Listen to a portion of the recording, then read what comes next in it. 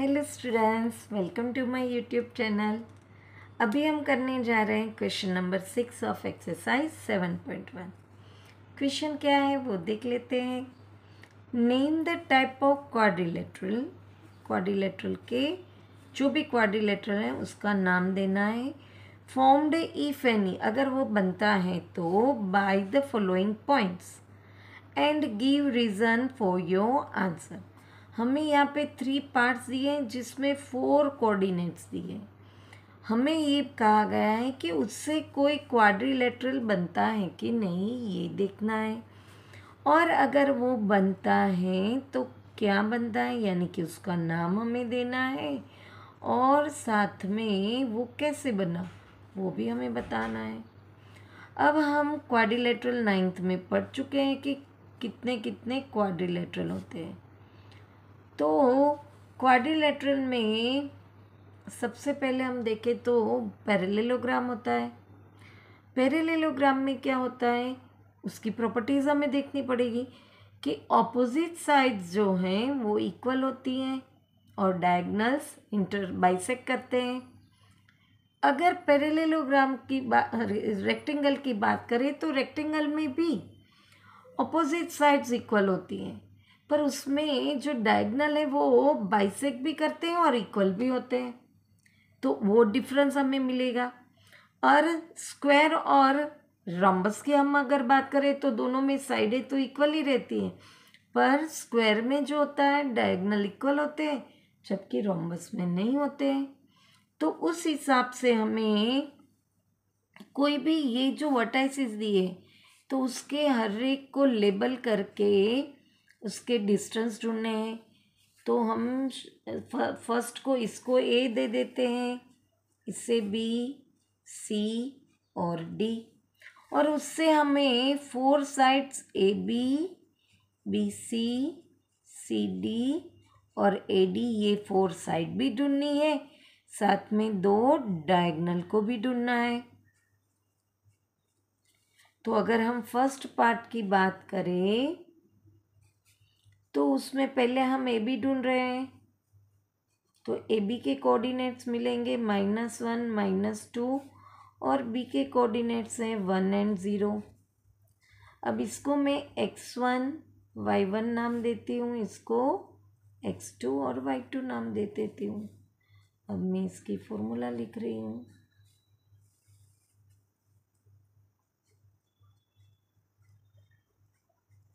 अब तो फॉर्मूला सबको लर्न हो चुकी होगी इतने सम करने के बाद, है ना, और हैं भी बहुत आसान। अब वैल्यू पुट करेंगे 1, फिर ये भी माइनस है और ये भी माइनस है, तो माइनस माइनस प्लस हो जाएगा, प्लस y2 0 है और यहाँ पे माइनस है और ये भी माइनस है, तो माइनस माइनस प्लस हो जाएगा। 1 + 1 2, 2 का स्क्वायर 4 बनता है, 0 की कोई वैल्यू नहीं होती तो 2 का ही स्क्वायर करना है, 4 4 4 4 + 4 8। अब 8 का हम प्राइम फैक्टर निकालें तो 2 2 ज़ा 4 2 ज़ा 8 होता है, तो इसमें से 2 कॉमन निकलेगा, तो हमें ए बी की वैल्यू मिली 2√2। अब हम बी सी की वैल्यू ढूंढते हैं, तो बी सी के लिए बी के कोऑर्डिनेट्स पहले लिखते हैं। बी के कोऑर्डिनेट्स हमें यहाँ दिए हुए हैं, जिसको हमने x2 y2 नाम दिया था तो उसी को कंटिन्यू कर रहे हैं। अब सी के कोऑर्डिनेट्स यहाँ पे हैं -1 2, उसे x1 y1 नाम दे देते हैं।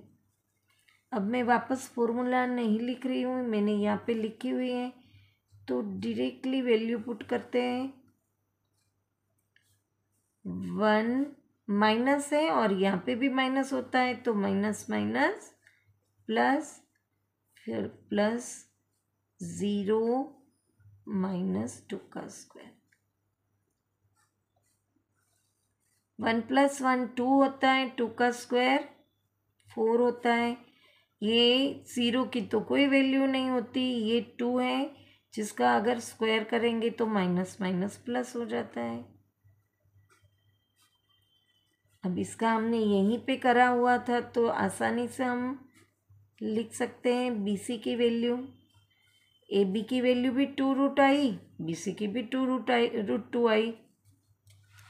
पर हमें अभी डायगनल की भी वैल्यू ढूंढनी है। ए सी ही है डायगनल। ए के कोऑर्डिनेट्स हैं -1 -2 और सी के कोऑर्डिनेट्स हैं -1 और 2। इसको मैं दे रही हूँ x1 y1 और इसे दे रही हूँ x2 y2 ना। अब हम ए सी ढूंढेंगे। -1 और ये माइनस है तो माइनस माइनस प्लस हो जाता है। फिर 2, ये माइनस माइनस प्लस हो जाता है। अब ये तो कट हो गया तो इसकी तो कुछ वैल्यू नहीं रहेगी। 2 + 2 4, 4 का स्क्वायर 16। तो हमें ए सी मिलेगा। ये तो परफेक्ट स्क्वायर नंबर है तो 4 यूनिट्स मिला। ऐसे ही हमें बाकी की साइडें ढूंढनी है तो मैं पहले बी डी डायगनल ही ढूंढ लेती हूँ। यहाँ पे मैंने ए सी करा है तो यहीं पे मैं बी डी डायगनल ढूंढ लेती हूँ, जिसमें बी के कोऑर्डिनेट्स हैं 1 और 0 और डी के कोऑर्डिनेट्स हैं -3 और 0। इसे मैं x1 y1 दे रही हूँ, इसे x2 y2। अब डायरेक्टली वैल्यू पुट करेंगे हम। -3 -1 का स्क्वायर प्लस ये तो ज़ीरो ही है, 0 - 0 का स्क्वायर भी 0 रहता है। तो हमें बी डी मिलेगा minus minus plus bigger number के साइन। अब -4 का स्क्वायर है तो जब स्क्वायर करेंगे तो वो नेगेटिव पॉजिटिव हो जाएगा। तो हमें बी डी मिला, ये परफेक्ट स्क्वायर है तो 4। अब देखो ए सी भी डायगनल है, बी डी भी है, दोनों इक्वल हुए और ये दो साइड भी इक्वल हुई। कौन सी इक्वल हुई?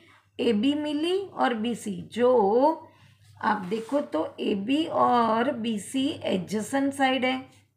अब ये दोनों इक्वल हैं तो ऑब्वियसली हमें ये दोनों भी इक्वल ही मिलेगी और साथ में डायगनल भी इक्वल है। तो ये कौन सी फिगर हुई भाई? All sides are equal and diagonals are also equal, तो स्क्वायर बनी, है ना। फिर भी मैं यहाँ पे आपको सी डी ढूंढ के दिखा रही हूँ। सी के कोऑर्डिनेट्स हैं -1 और 2 और डी के कोऑर्डिनेट्स हैं -3 और 0। इसे x1 y1 कहेंगे, इसे x2 y2 कहेंगे। अब वैल्यू पुट करेंगे हम।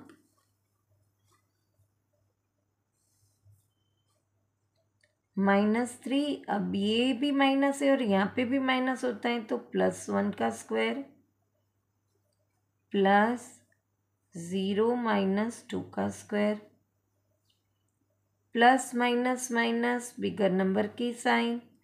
अब -2 का स्क्वायर ऑब्वियसली +4 होगा और यहाँ पे भी होगा। तो √8 हमने ऊपर निकाला था, 2√2 आता है।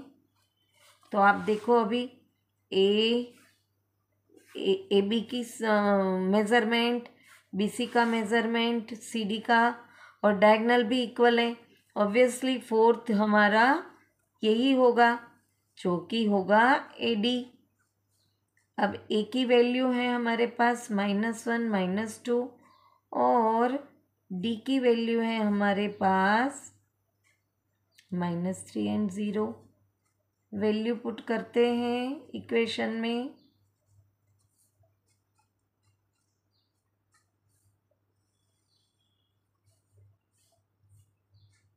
-3, ये माइनस है तो माइनस माइनस प्लस हो जाएगा। 0 माइनस और माइनस